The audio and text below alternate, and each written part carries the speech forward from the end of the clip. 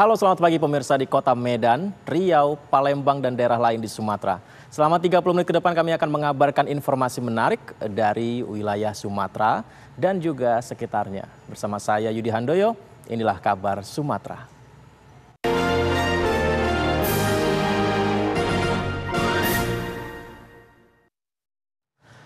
Seorang wanita bernama Riri Aprilia Kartin menjadi korban penganiayaan dan penyekapan oleh oknum polisi wanita atau Polwan di Pekanbaru Riau. Akibat peristiwa ini pemirsa, korban mengalami luka-luka dan lebam di sejumlah bagian tubuh.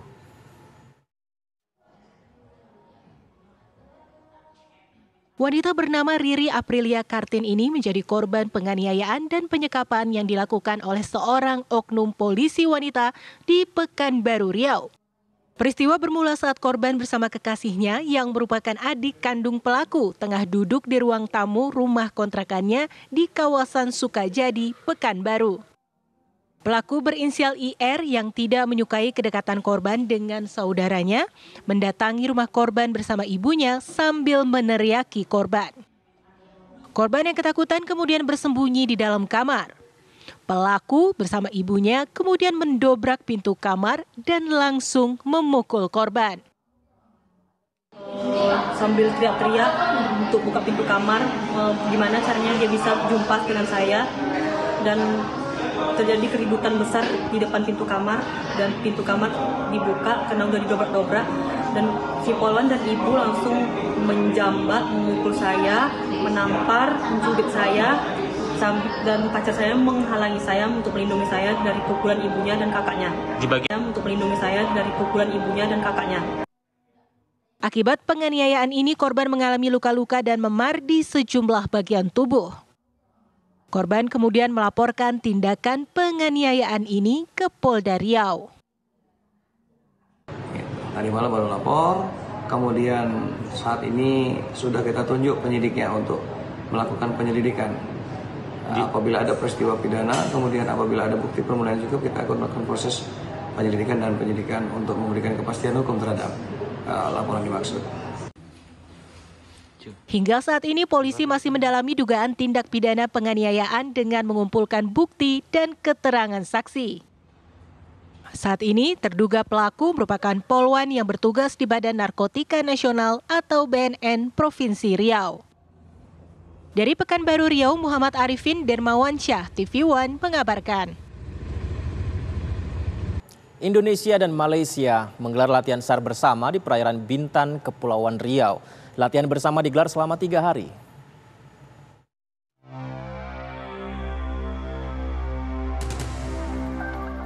Latihan bersama antara tim Basarnas Indonesia dan Malaysia digelar di perbatasan kawasan perairan Bintan, Kepulauan Riau dan Johor Bahru. Dalam latihan, diskenariokan terjadi kecelakaan kapal dengan 15 orang penumpang. 3 diantaranya selamat dan 12 orang hilang. Latihan digelar selama 3 hari mengerahkan unsur laut dan udara kedua negara. Pemahaman dengan stakeholder dalam pelaksanaan operasi SAR bersama antar negara. Dari masing-masing negara tadi saya sampaikan, ada peran TNI AL, ada peran Bakamla, ada peran Polair. Dalam latihan ini, kedua negara berkoordinasi untuk pelaksanaan operasi SAR dengan menggerakkan alur masing-masing negara. Dari Batam, Kepulauan Riau, Alboin TV One mengabarkan. 4 orang pengedar narkoba jaringan Batam, Bintan, Medan diringkus Polres Barelang, Batam, Kepulauan Riau. Dari para pelaku, polisi menyita ganja dan sabu. Pengedar ganja ini ditangkap di Bintan. Dari pelaku TD, polisi menyita 5 kg ganja yang disimpan di tempat kontak instalasi air di samping rumah pelaku. Polisi lalu mengembangkan kasus ini dan menangkap 2 orang lainnya dengan barang bukti 3,6 kg ganja. Tertangkapnya 3 pelaku tersebut hasil dari pendalaman keterangan GS yang telah terlebih dahulu ditangkap akibat kepemilikan ganja dan sabu. Terungkap, ganja dan sabu berasal dari jaringan Batam, Bintan, dan Medan. Dari saudara MK di sana berhasil diamankan narkotika jenis marijuana seberat 3,600 gram sekian, hampir 4 kilo. Dari kedua tersangka tersebut, mereka kooperatif bahwasanya yang bersangkutan ini membeli narkotika jenis ganja tersebut di daerah Medan. Sementara para pelaku kerap memasukkan narkoba dari Aceh dan Medan melalui pelabuhan Roro Batam. Dari Batam, Kepulauan Riau, Alboin TV One mengabarkan.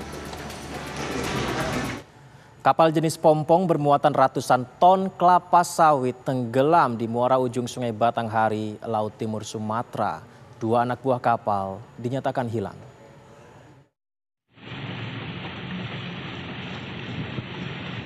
Kapal bermuatan ratusan ton kelapa sawit tenggelam di muara ujung Sungai Batanghari, Laut Timur Sumatera. Dugaan sementara, kapal tenggelam akibat kelebihan muatan setelah sebelumnya dihantam badai dan ombak tinggi. 2 anak buah kapal hingga saat ini belum ditemukan. Bahkan bangkai kapal belum diketahui titik tenggelamnya. Diduga terbawa arus bawah air yang sangat deras. Saat ini tim SAR dan Polair Polda Jambi masih melakukan pencarian terhadap ABK yang hilang. Kecelakaan kapal pompong bermuatan sawit pada tanggal 20 pukul 17.00 di daerah Nipah Panjang. POB-nya 2 orang, sampai saat ini masih dalam pencarian. Pencarian ini tak hanya melibatkan unsur SAR dan Polair Polda Jambi. Puluhan kapal nelayan yang berada di sekitar Laut Timur Sumatera juga ikut melakukan pencarian. Dari Jambi, Bayu Alfarizi, TV One mengabarkan.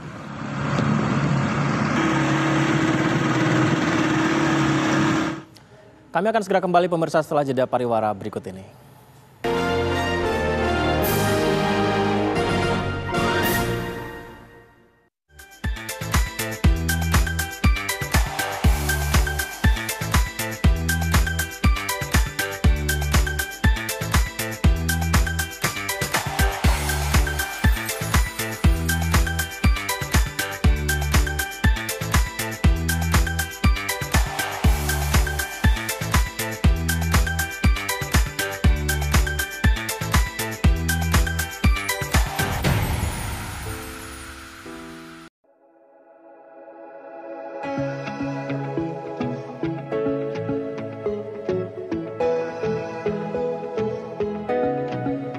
Aktual, faktual, dan lengkap adalah landasan sebuah berita menghasilkan perspektif secara tepat.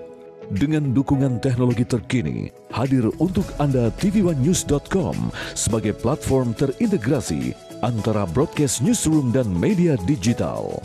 Akses segera tvOneNews.com melalui website maupun smartphone Anda berbasis Android dan iOS. tvOneNews.com. Kamu lagi chatan sama siapa sih sayang? Kok serius banget? Aku lagi nonton sinetron mas di TV streaming. Habis aku males nonton di TV kita, gambarnya banyak semut. Sayang, sekarang kan siaran TV udah digital. Tinggal dipasangin set-top box-nya, langsung nyala. Ih, keren banget mas. Aku pindah nonton di TV aja. Lebih enak nonton di TV kan daripada di handphone, nanti sakit matanya. Udah gitu siaran TV digital ini banyak banget pilihan programnya. Bersih gambarnya, jernih suaranya, canggih teknologinya. Siarannya gratis dan nggak pakai kuota internet. Sukseskan migrasi digital, siaran TV digital. Keren! tvOneNews.com, portal web terintegrasi, aktual, cepat dan lengkap, menyajikan berbagai informasi dengan inovasi digital terkini, berbagai kanal unggulan untuk Anda kunjungi, news, daerah, lifestyle, religi, dan kanal khusus G20. tvOneNews.com, aktual, cepat dan lengkap, layanan konten digital terbaik untuk Anda.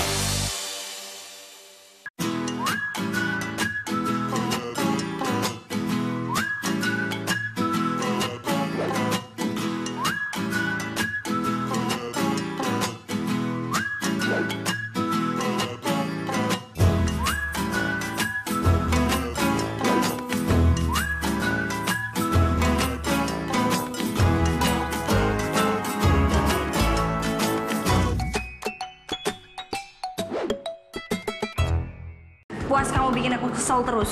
Aku salah apa lagi sih sayang? Bukan kamu mas, ini TV-nya nih berbayang terus. Aku udah beliin kamu set-top box TV buat nonton siaran TV digital. Kau pasangin ya. Kalau TV kita udah digital, tinggal di-scan ulang aja. Gampang kan? Siaran TV digital itu pilihan programnya banyak, bersih gambarnya, jernih suaranya, dan canggih teknologinya. Siarannya gratis sayang, dan nggak harus pakai kuota internet. Sukseskan migrasi digital, siaran TV digital. Keren!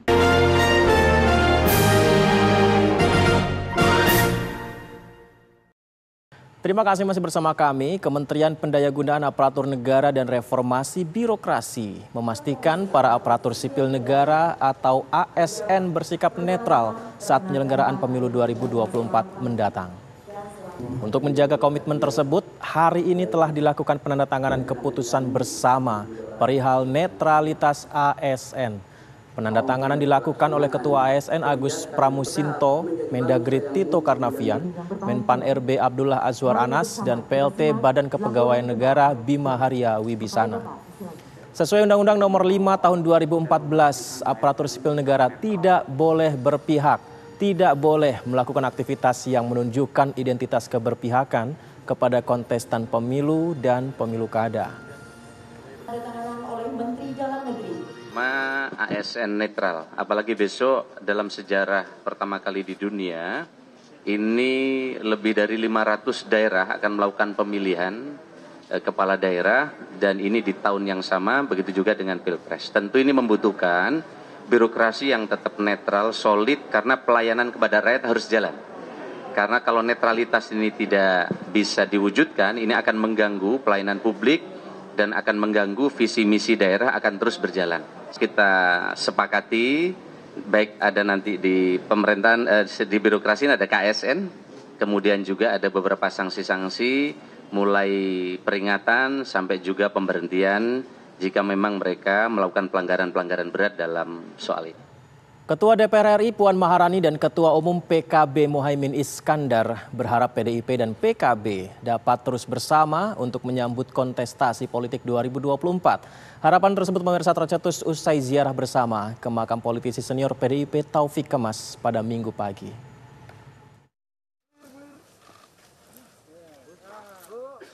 Ketua DPR RI Puan Maharani dan Ketua Umum PKB Muhaimin Iskandar bersama-sama berziarah ke makam politisi senior PDIP Taufik Kemas di Taman Makam Pahlawan Kalibata, Jakarta Selatan.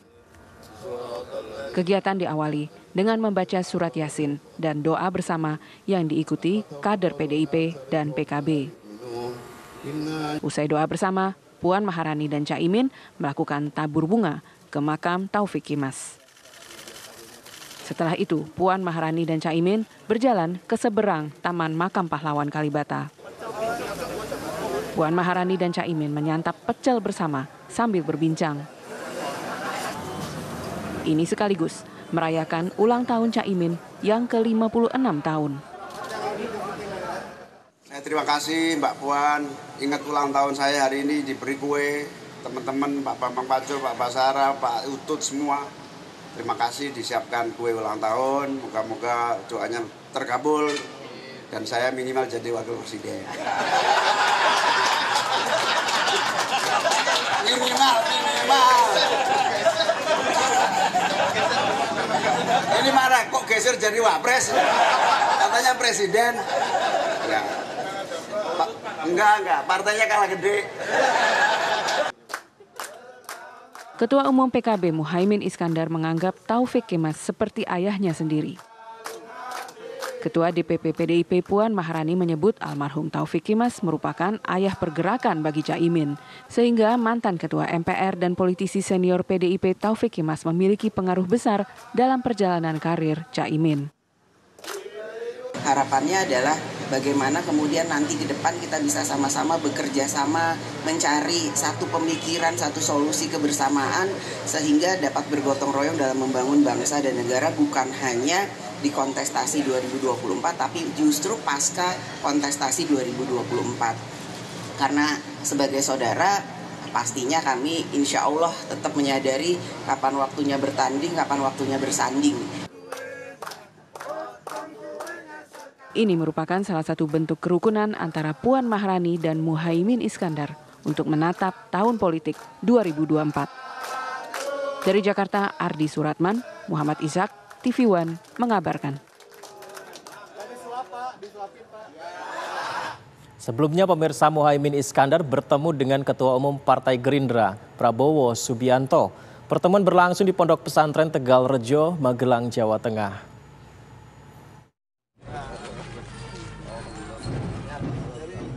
Jumat lalu, Ketua Umum Partai Gerindra Prabowo Subianto bertemu dengan Ketua Umum Partai Kebangkitan Bangsa Muhaimin Iskandar. Pertemuan berlangsung ketika Prabowo memenuhi undangan Gus Yusuf, pengasuh Pondok Pesantren Asrama Pelajar Islam Asri Tegal Rejo. Caimin bersama Kiai Sepuh Jawa Tengah menyambut kunjungan Prabowo. Prabowo mengaku ada pembahasan politik dengan Caimin. Dari waktu muda saya pernah ke sini, waktu almarhum bapak saya, ya. Tapi sekarang ya,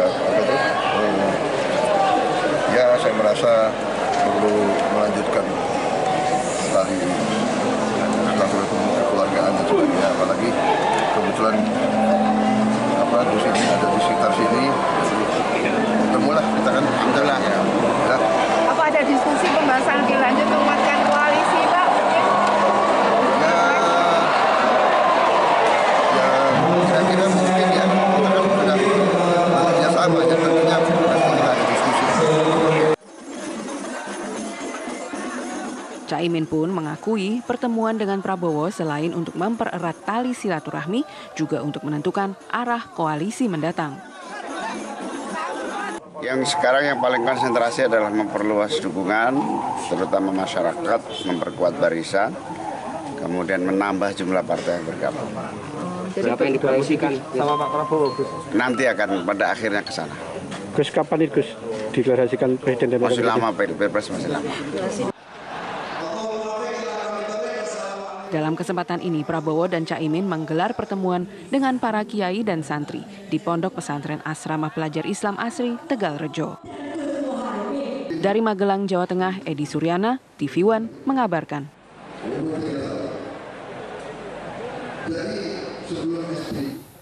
Menko Polhukam Mahfud MD kembali meminta agar tersangka Gubernur Papua Lukas NMB bersikap kooperatif dan mau memenuhi panggilan Komisi Pemberantasan Korupsi atau KPK. Jika tidak hadir hingga pemanggilan ketiga, maka KPK berhak untuk melakukan pemanggilan paksa. Hal pemanggilan itu sudah ada mekanismenya di MK ya, di KPK. Di KPK itu sudah aturannya, sudah dipanggil 1, 2, 3, panggil paksa, DBU, kan gitu urutannya. Jadi panggilannya dulu baik-baik, kan belum tentu tidak datang gitu. Seumpama datang, itu apakah perlu dibantarkan ke rumah sakit atau tidak dan sebagainya, nanti KPK udah punya mekanisme sendiri, bukan bagian saya itu. Tentang dana otsus, karena dana otsus itu diketahui sejak dulu pengelolaannya tidak beres, maka dana otsus itu sekarang jumlahnya dinaikkan dari 2% menjadi 2,25% dari DAU. Dan sekarang pengelolaannya itu dibagi 2. Satu ditangani oleh pemerintah pusat sebanyak 1,25%. Kemudian yang 1% itu dikelola oleh daerah. Tetap bersama kami pemirsa, kami akan segera kembali setelah jeda. Kami akan hadir kembali untuk Anda.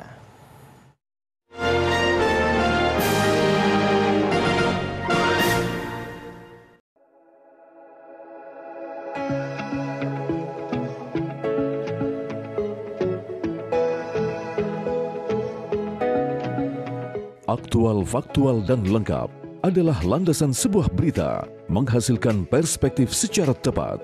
Dengan dukungan teknologi terkini, hadir untuk Anda tvOneNews.com sebagai platform terintegrasi antara broadcast newsroom dan media digital. Akses segera tvOneNews.com melalui website maupun smartphone Anda berbasis Android dan iOS. tv1news.com. Kamu lagi chatan sama siapa sih sayang? Kok serius banget?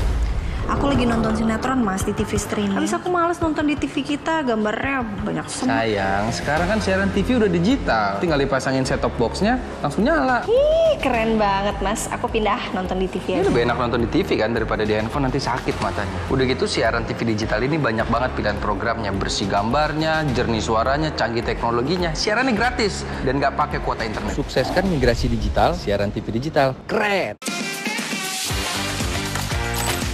tv1news.com, portal web terintegrasi, aktual, cepat dan lengkap, menyajikan berbagai informasi dengan inovasi digital terkini, berbagai kanal unggulan untuk Anda kunjungi, news, daerah, lifestyle, religi, dan kanal khusus G20. tv1news.com, aktual, cepat dan lengkap, layanan konten digital terbaik untuk Anda.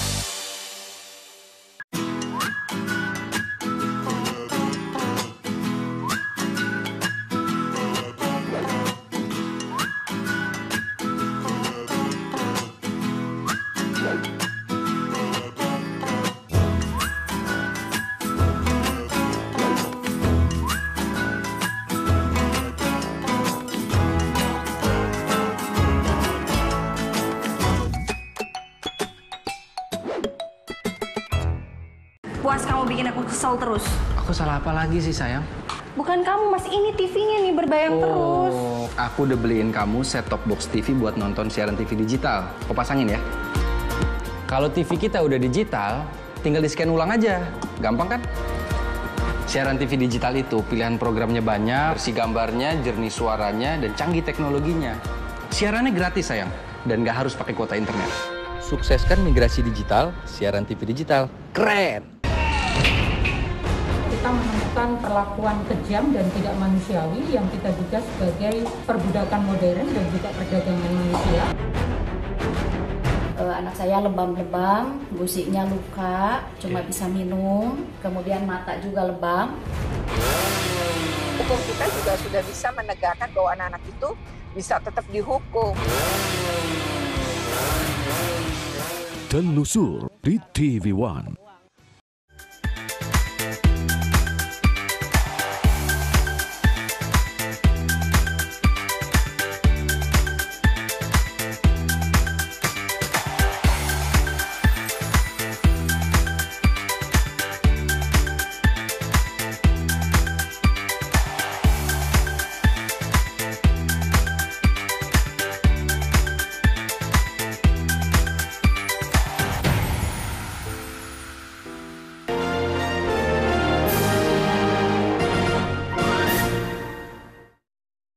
Semburan lumpur bercampur gas terjadi di Indralaya, Kabupaten Ogan Ilir, Sumatera Selatan. Warga dihimbau untuk tidak beraktivitas di radius 50 meter dari lokasi semburan lumpur.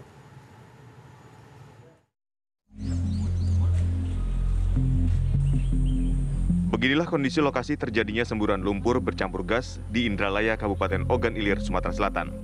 Setelah semburan berhenti, lokasi ini terendam lumpur setinggi 10 hingga 40 cm.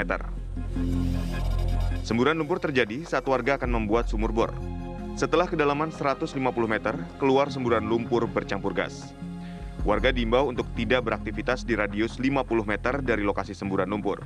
Sejumlah warga diungsikan ke lokasi aman. Ya, semula ini kan dalam rangka pembuatan sumur bor. Punya persiapan untuk apa? Air untuk kegiatan di sini kan.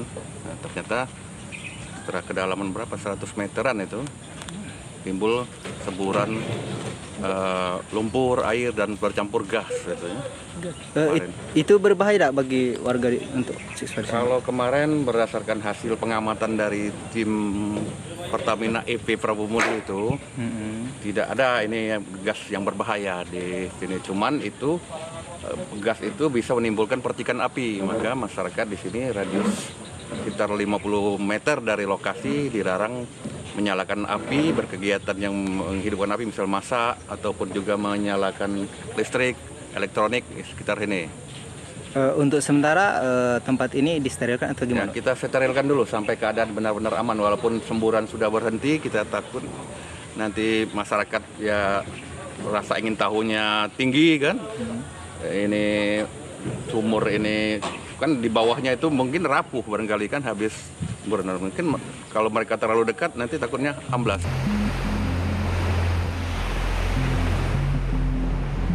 Sebelumnya semburan lumpur setinggi puluhan meter terjadi Sabtu sore saat warga mengerjakan sumur bor dengan kedalaman 150 meter. Sumur bor ini tinggi dia, ini semburannya. Semburan lumpur terjadi selama 10 jam sebelum akhirnya berhenti. Dari Palembang, Sumatera Selatan, Syamsul Rizal, TV One mengabarkan. Ini semburannya belakang rumah. Kita beralih ke kabar lain, pemirsa. Bagi Anda penggemar durian, wajib mencicipi durian khas Medan yang tenar akan cita rasanya yang lezat dan membuat ketagihan. Nofri Afandi dan Ferrari Narotama mengajak Anda berburu durian khas Medan. Nah, Bang, ini duriannya yang rasanya pahit atau manis nih? Pahit. Ini yang pahit ya? Ini yang pahit, dia kuning-kuningan. Yang agak kuning-kuningan. Ini manis, dia kering, kuning.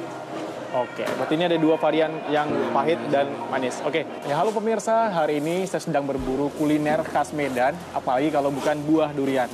Nah, di Medan ini ada banyak sekali varian rasa durian, ada yang jenis pahit, manis, dan berbagai macam. Nah, saat ini saya sedang berada di salah satu kedai durian yang memang cukup terkenal di kota Medan, yaitu durian Ucok. Nah, di depan saya ini pemirsa, sudah ada dua jenis durian yang katanya sih ini rasanya manis dengan tekstur yang sedikit kering, dan ini adalah durian dengan rasa pahit yang memang ini lebih digandrungi di kota Medan dengan warnanya sedikit kekuning-kuningan. Nah, seperti apa kira-kira rasanya? Langsung aja saya mau cobain. Namun sebelum Anda menyantap durian Medan, jangan salah pilih untuk menemukan durian yang lezat. Kalau memilih durian yang bagus, biasanya harum, wangi dia, harum dan segar buahnya. Kayaknya seperti yang baru nyampe, dia harum, itu buka aja, itu pasti bagus. Kalau di Medan, varian rasanya ada 3 macam. Manis, legit, dan pahit. Nah, tapi biasanya orang-orang yang dari Jawa biasa suka manis, legit. Kalau yang Medan biasanya suka yang pahit. Tergantung selera orang aja, yang mana selera orang. Wow, nah ini dia pemirsa, durian yang punya cita rasa pahit. Nah, saya akan coba nih, kira-kira gimana sih rasanya.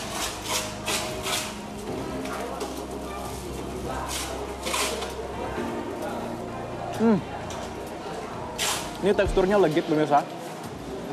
Rasanya juga memang nggak begitu pahit, tapi memang ada sedikit rasa manis dan pahit. Jadi tercampur manis dan pahit maksud saya. Jadi ini memang lezat sekali. Untuk satu buah durian dibanderol dengan harga bervariasi, mulai dari Rp50.000 hingga Rp100.000 per buahnya, tergantung ukuran dan kualitas. Kebetulan suka, karena kan durian ini khas dari Medan, Bang. Karena rasanya manis dan enak. Sekitar 5 kayaknya, Bang. Ya. Sering, Bang. Kebetulan ini saya bawa teman dari Batam, dia baru nyampe di Medan. Karena terkenal akan kelezatannya, dalam sehari kedai durian Ucok menghabiskan hingga 1.500 buah durian.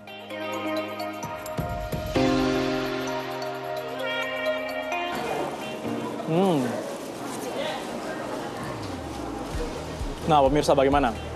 Pasti Anda tergiur kan lihat saya makan durian. Nah, ini saya cobain durian yang jenis rasa manis. Nah, nih dengan teksturnya yang sedikit berwarna kuning, ya. Nah, pemirsa untuk itu saya mau pantun dulu nih untuk pemirsa di rumah. Sungguh cantik si anak perempuan, makin cantik pakai perhiasan. Kalau Anda berkunjung ke Medan, jangan lupa cobain durian. Nah, ini dia. Dari Medan, Sumatera Utara, Nofri Afandi, Ferrari Narotama, TV One mengabarkan. Kabar durian yang lezat tadi menjadi penutup perjumpaan kita kali ini. Saya Yudi Handoyo pamit undur diri. Terima kasih dan sampai jumpa.